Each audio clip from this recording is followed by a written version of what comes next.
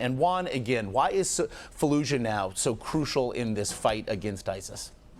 Well, Fallujah is a major city that ISIS has controlled for over 2 years now. It's 40 miles west of Baghdad on the seat and footstep of Baghdad, and has been the locus from which ISIS has been attacking Baghdad consistently. You've seen these terrorist attacks over the course of the last 2 weeks increasing, with major casualties and instability as a result.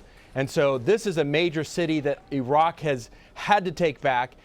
In the wake of those attacks, has had to demonstrate politically that they're doing something, and certainly as part of this broader push to eliminate ISIS safe haven and control of major population centers. Fallujah is one of those, and that's why the Iraqis are announcing their major push now. And in looking then at the optics that now frame this push, you mentioned major population centers. How does the Iraqi army plan on defeating a group that hides behind the civilians? Again, tens of thousands living there in Fallujah.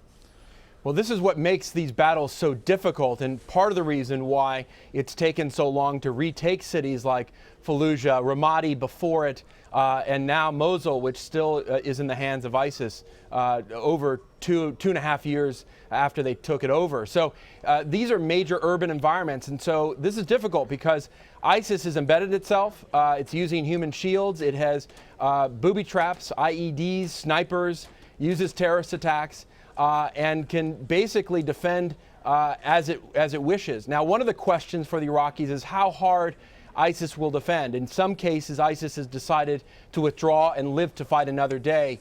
But no doubt ISIS sees this as a major stronghold. They're going to fight very hard, and it's going to be bloody. And the Iraqis have shown a willingness to use brutal means to retake territory. And so this is a difficult moment, no doubt, for the Iraqi people. What is the U.S. military's role at this point?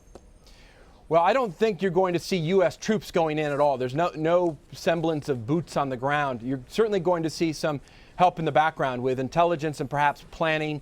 There may be some airstrikes, but on the boundaries of Fallujah to soften the defenses of ISIS. But you're going to have rules of engagement that make it very hard for the U.S. to engage, especially when there are so many civilians at risk. And so the U.S. isn't going to have a direct role. They're likely to have an indirect role supporting the Iraqi military. And the Iraqi military, of course, is going to rely on Sunni militias as well as Shia militias to help retake this territory. You did mention ISIS's interest in living to fight another day, perhaps ceding territory to do so. And that now comes as we see these attacks in Syria today. Bombings in pro-Assad territory, coastal communities thought to be on the quieter side, I suppose, in Syria, Tartus and Jabal. Why so significant then? What makes the attacks here so significant? Well, the Latakia region, which is the region in which these attacks have taken place, is the stronghold for Assad, not just in terms of security, but also the population. A lot of the Alawi population and some of the minority populations that have been strong supporters of Assad are in this region. And so this is a demonstration by ISIS that they can attack in the most important, most secure parts of Syria, and that they're not going away despite pressure from the Assad regime, pressure from Hezbollah allies, as well as Russian allies. And so this is a demonstration of force, demonstration of terror, and certainly is meant to create a sense of instability in the parts of Syria that Assad controls most closely. You mentioned the Russian allies. Is this also perhaps specifically a message to Russia?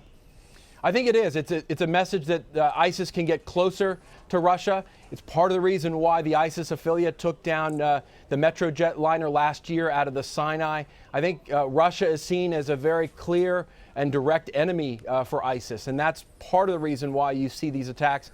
And no doubt the Russians are taking note. I also want to ask you about the death of a Taliban leader, Mullah Mansour. The terror group's leadership is really in turmoil now, Juan, as we see ISIS and al-Qaeda surge and evolve.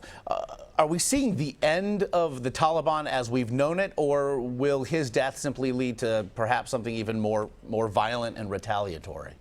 This won't be the end of the Taliban, but it certainly is a major moment for the Taliban. This will be the second power transition. Remember that Mullah Mansour took over for the famed Mullah Omar. That was already a period of some instability for the Taliban. Now you're going to have a question of succession. Who is going to take his place? Is it going to be Yaqub Mullah Omar's son? Is it going to be Abdul Zakir, the former Guantanamo detainee? So the questions of succession, questions of direction. Is the Taliban moving toward peace or greater war with the Afghan government? And then this is a signal that the U.S. is not going away. We're going to have troops in Afghanistan after President Obama leaves office. And this is a signal that the U.S. government, whether it's President Obama or the next president, is going to take action against the leadership of the Taliban, especially if they're not moving toward peace and if they're targeting U.S. troops. As instability and volatility walk hand in hand in the region. Juan Zarate, we appreciate the time today. Thank you, Josh.